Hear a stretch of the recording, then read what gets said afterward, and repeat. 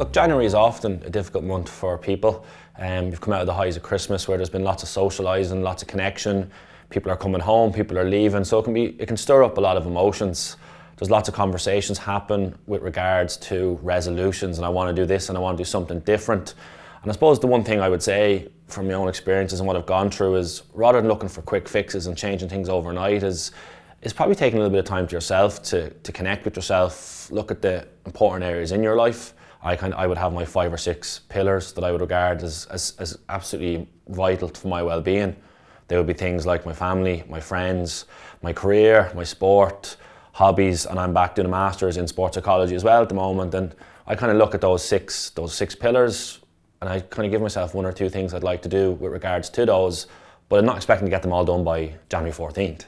And really it's about being realistic and, of course, setting yourself some good challenges, but also when it comes to mental health and looking after yourself, it's about stuff that can have a lasting, long impact, can change your routines for the good. And I always come back to the Little Things campaign, which I was an ambassador for probably 3 or 4 years ago now. And really it's around just identifying just small things in your life that can just make you feel a little bit better.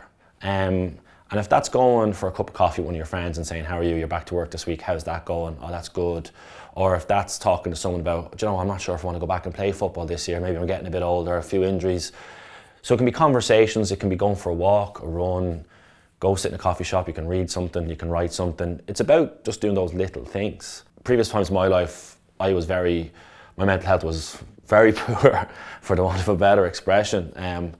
And when you're in that place, so if you're not feeling well, the only thing a person wants in that scenario is to feel better. And I tried those quick fixes and those quick solutions. They tended not to work because they were shallow solutions. But what I found was, by breaking it down and taking little baby steps in the right direction, that's how I get to a good place. And the thing I always say is that the things that got me well and got me out of that place are actually the things that keep me well. And I'll be hoping to do more and more of those in 2019 myself. It's not an overnight process. You don't just click it on. It's something I've really tried to drill into over the years and learn. But even just recognising your energy levels and your mood and how you're feeling and understanding the things in your life that influence you. And I suppose recognise the people and things that make you feel better, and start to understand the people and the things that maybe bring your energy or mood down. Because I always go back to a scale of 1 to 10. It's the simplest thing that we kind of all understand.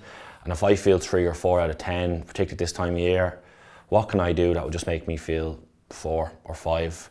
And just make tiny little steps in the right direction. And I said, as you do that and as you go forward, then you kind of start building resilience. You learn the things that help you, if you're sliding down that scale, come back up.